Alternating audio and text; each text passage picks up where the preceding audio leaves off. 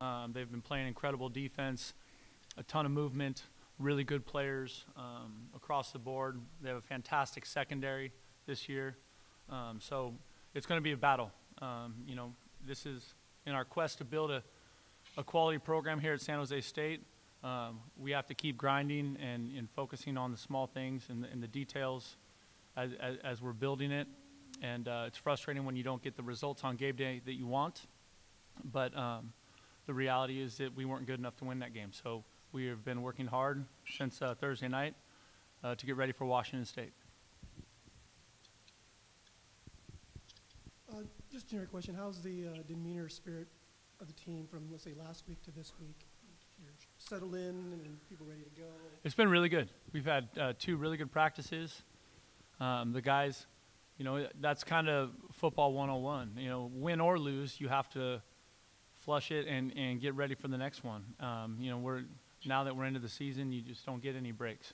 And so knowing that we're going on the road to play a very good Pac-12 opponent, we have to put the work in right away. And so far the demeanor, the spirit of our team has been really good. I'm excited about how they came to work today, and I'm excited to continue on this the rest of the week of practice.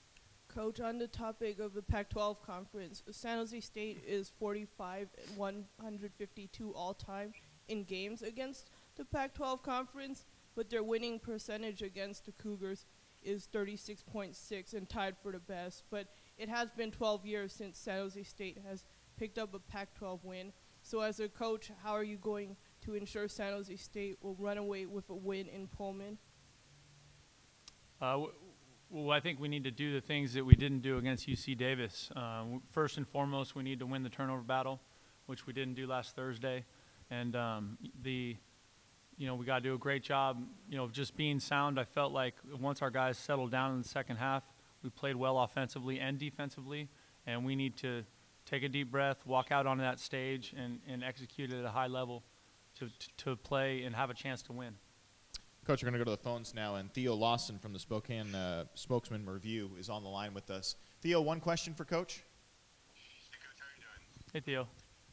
Hey, I know you have a lot of experience coaching wide receivers. Washington State kind of supposed to have one of its best receiving corps, the deepest receiving corps under Mike Leach. What do you kind of make of the Cougar receivers this year? I think it's a fantastic group. A lot of those guys I recruited or was involved in their process.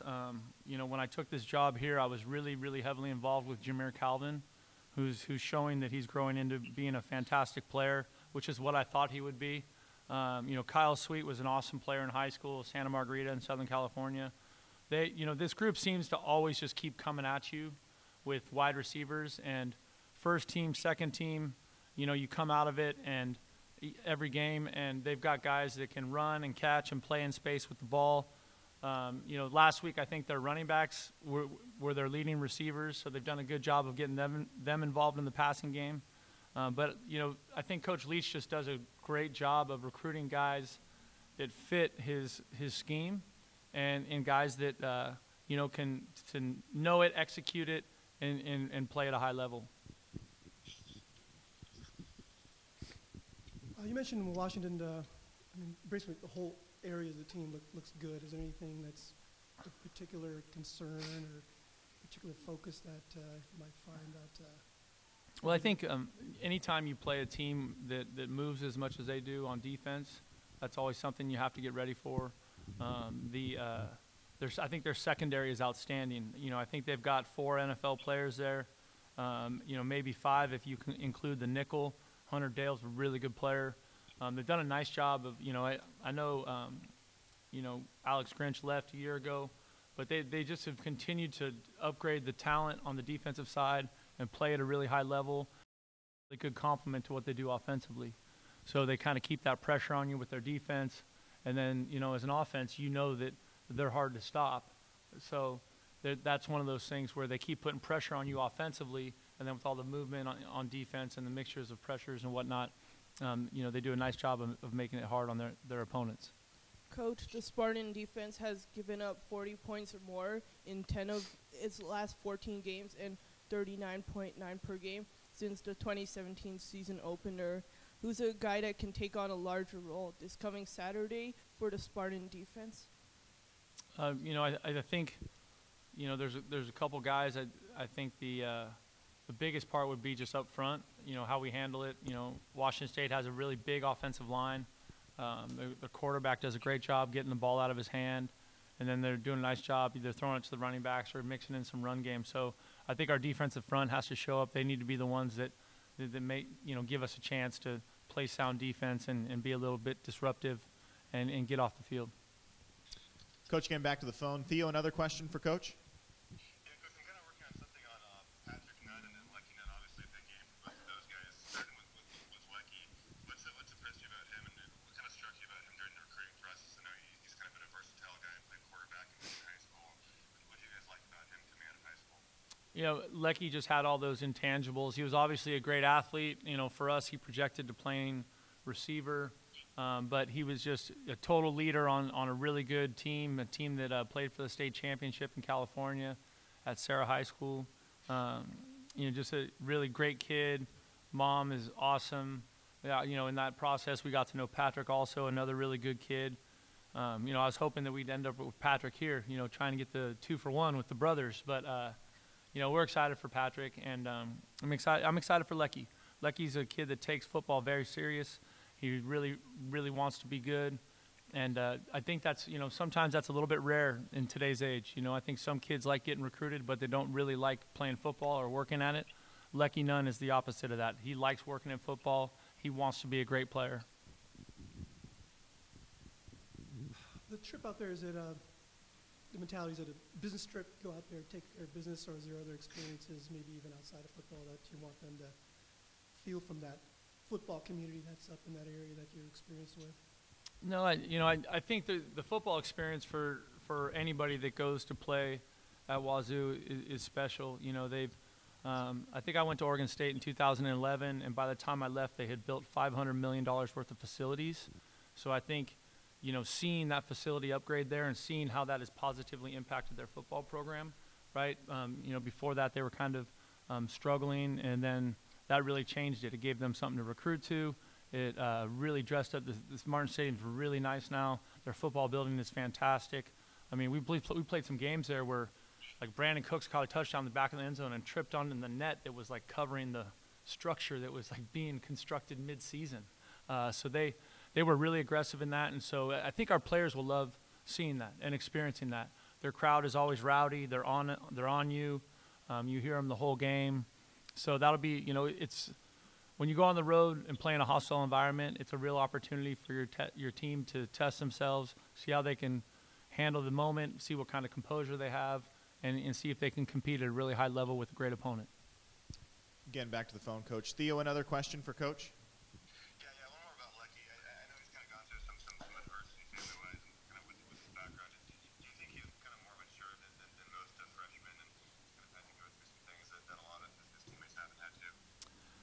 Yeah, you know, I would say yes, because Lecky is a really mature kid, but I would say compared to a lot of his teammates, there's a lot of guys with similar stuff. You'd be surprised. So, you know, I think all kids are going through a lot, and it's the ones that, you know, kind of, you know, his mom is such a rock, and his brother, and I think the people that, you know, I think his high school coach, the people he was surrounded by, really did give him a good foundation to handle his situation with maturity and to handle, you know, kind of now the next 4 or 5 years is college football, being a student athlete, going to a great school like San Jose State University. You know, I think those people have helped him handle that and given him that maturity he needs. Coach, it was pointed out that the Spartans haven't put together a winning season in any of the major sports, including football. In a recent column by Chris Murray of the Reno Gazette-Journal, San Jose State's most recent winning season came in 2012 when the Spartans went 11-2 and defeated Bowling Green in the Military Bowl. The past can't be changed, but what can the Spartans do in order to prove the critics wrong? Well, I think we're doing a lot of those things right now, and I think the process takes time. You know, there's a significant push from our institution to upgrade our facilities here, to increase our recruiting base, and to continue to raise the profile of our program, and that's what we're doing. You know, as we do those things, we'll continue to improve our football product on the field. Like I said, the players are working really hard at that. Me and my staff are working very hard at that. And I believe this can be a great place. I really do.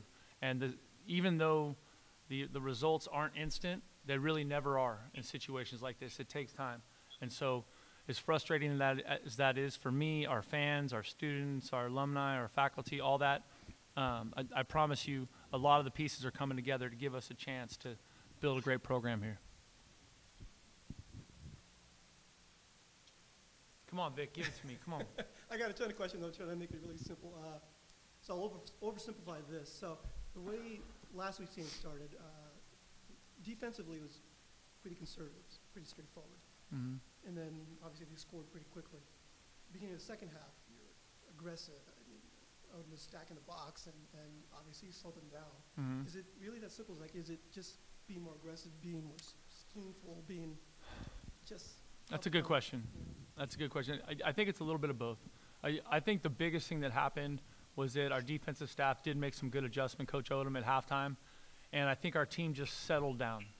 It was, this team has invested a lot in the last, 9 months or however long it's been since we played last. They really have worked extremely hard.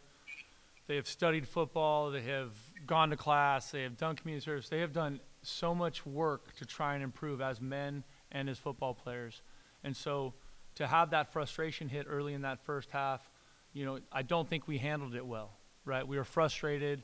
It was, that moment of like, oh, what's going on? Why are we like this? And then got to halftime, defensive met, offensive met. They broke out and met with each side of the ball. I talked to the team after, and everyone just kind of took a deep breath and started playing like they know how to play. And I think you saw the product looked a lot better.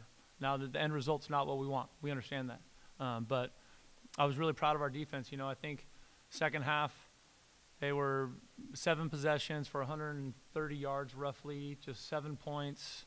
The turnovers were key from the offense. Even the safety we took, I count as a turnover, right? So that takes a turnover battle from 3-1 to 4-1. I don't care who you're playing. You lose a turnover battle 4-1, you're going to lose the game. Coach, we're going to go back to the phones again. Theo, another question for Coach? All right, Theo, let's do it. Yeah, let's do it. Washington State's defensive front isn't necessarily kind of the biggest or strongest in the Pac-12, but you've kind of shown an ability to still create pressure with smaller guys and quickness. What kind of strengths about that group, and what impressed you from watching them on film Saturday against Wyoming?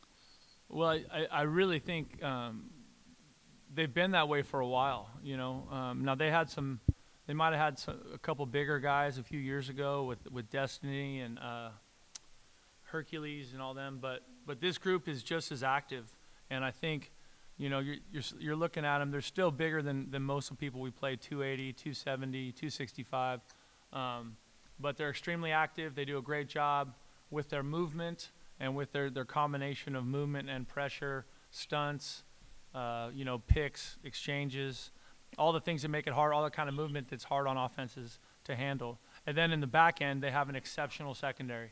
And so those guys, as they create that pressure up front, that becomes harder on a quarterback because they do have a good net in the back end, and they do have guys that can finish on the football and make plays. So we have an incredible challenge for us on offense here, on both sides of the ball, and just in this game in general. But, that's why you play the game. That's every week 50% of the teams in college football lose and 50% win. So we're going to go up there and play, and we can't wait to do it. Theo, go ahead and ask another question if you want to follow up. I think that's all I have. Thanks a lot for the time, Coach. No problem, Theo. Thank you. Like question. Just curious about the way the team went out to Tyler Nevins when he was injured, and Yeah. the whole team went out there. That was an amazing moment, wasn't it? Was that organic? Was that? No, that was totally organic. That was amazing. Really, because I was with Tyler, and then as they were raising him up on the gurney or whatever you call it, all of a sudden I looked up and the whole team was there in like this big, V of my line of vision. It was really an emotional moment for me, for Zoe, for Tyler's parents. It was awesome, and Tyler's doing good. Zoe and I and a couple of his teammates were in the hospital with him that night with his parents, and he's back here kind of banging around now, and so he's doing well. But that was an incredible moment. All right, thank you.